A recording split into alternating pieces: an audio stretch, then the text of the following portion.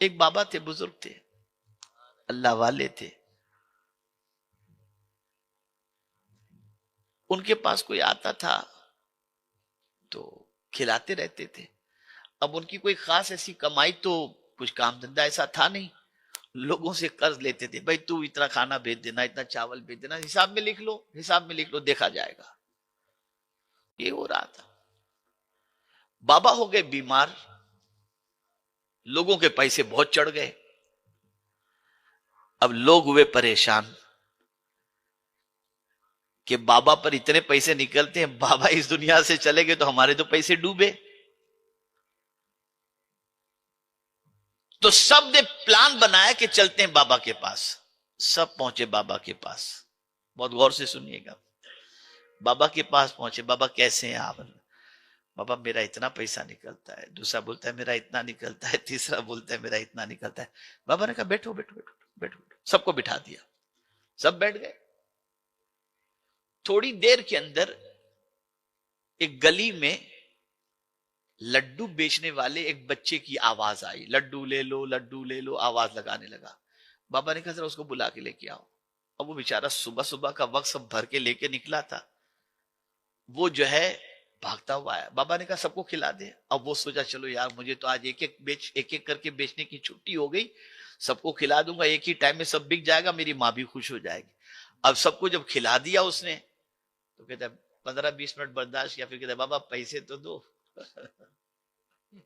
پیسے تو بھی بیٹھ، تو بھی بیٹھ. وہ بیٹھا رہا، کافی دیر بیٹھا رہا. بچہ برداشت نہیں ہوا، بابا سے کہنے لگا بابا میری ماں میرا انتظار کر رہی ہوگی، مجھے پیسے دے دو نا، جلدی سے میں چلا جاؤں، میری ماں انتظار کر رہی ہوگی. بابا نے کہا بیٹھ. اب بچے کا معاملہ برداشت سے باہر ہوا. اب بچہ رونا شروع کر دیا، بلک بلک کے رو رہا ہے، بابا دے دو، بابا دے دو، میرا یہ ہو. اتنا رویا اتنا رویا. اتنے میں دروازے پر کسی نے دستک دی. جیسے ہی دروازہ کھولا گیا، بابا کا ایک مرید بہت ساری رقم لے کر کے حاضر ہوا. حضور اسے قبول فرما لے. لیا کہ تمہارا کتنا نکلتا ہے، تمہارا کتنا نکلتا ہے، تمہارا سب کو بانٹا، بچے کو بھی بانٹ دیا. وہ لوگ حیرت میں پڑ گئے جو مانگنے والے تھے. انہوں نے کہا بابا یہ تو بتاؤ کہ اتنی دیر سے ہم بیٹھے تھے، کوئی دینے والا نہیں آیا، اور یہ بچہ رویا تو دینے والا کیسے آ گیا؟ تو بابا فرماتے ہیں سنو، آنسو اگر نکلتے ہیں تو وہ مہربانی فرما ہی دیتا ہے. تم میں کوئی رونے والا نہیں تھا، اس لیے کرم نہیں ہو رہا تھا. ایک رونے والا آ گیا، سب کا بیڑا پار ہو گیا. یہ ہے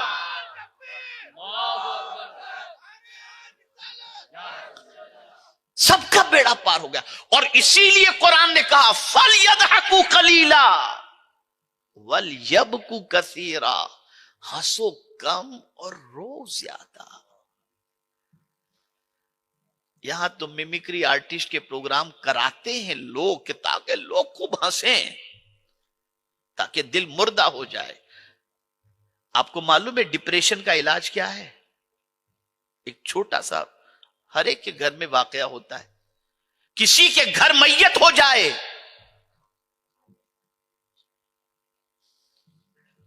باپ کا انتقال ہو گیا اور بیٹا ایسے ہی بیٹھا ہے، رو نہیں رہا، گمسم بیٹھا ہوا ہے. تو گھر والے کہتے ہیں کہ یہ رو نہیں رہا، اس کو رلانا چاہیے. ایک بار رو لے گا نا تو دل کا بوجھ ہلکا ہو جائے گا، صدمہ کہیں دماغ پہ نہ لے لے. تو کوئی ایموشنل ایسی باتیں کرتے کرتے کرتے کرتے پھر اس کے بعد جب وہ رو لیتا ہے نا تو ریلیکس ہو جاتا ہے. پتا چلا ٹینشن کا سولوشن رونا ہے. اور جب تک اللہ کے خوف سے ہم روتے تھے کوئی ڈپریشن میں نہیں تھا، اور جب سے یہ ہنسانے والے پیدا ہو گئے سب ڈپریشن میں چلے گئے، سب ڈپریشن میں چلے گئے. اللہ کے عذاب کو یاد کر کر کے، اپنے گناہوں کو یاد کر کے رو۔ ام المؤمنین حضرت عائشہ صدیقہ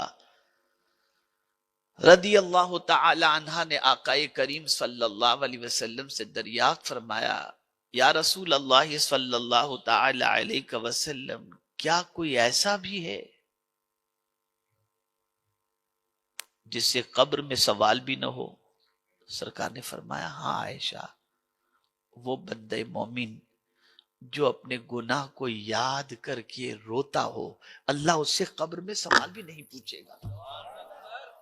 اور آج کیا جوانی تھی یار، اسکول کی لائف اور کالج کی لائف کیا تھی، کیا انجوائے کرتے تھے، معاذ اللہ من ذالک۔ گناہوں کے زمانے کو یاد کر کے، اپنے پاپ کو یاد کر کے انسان سوچتا ہے وہ جوانی پھر ملتی تو کتنا اچھا ہوتا۔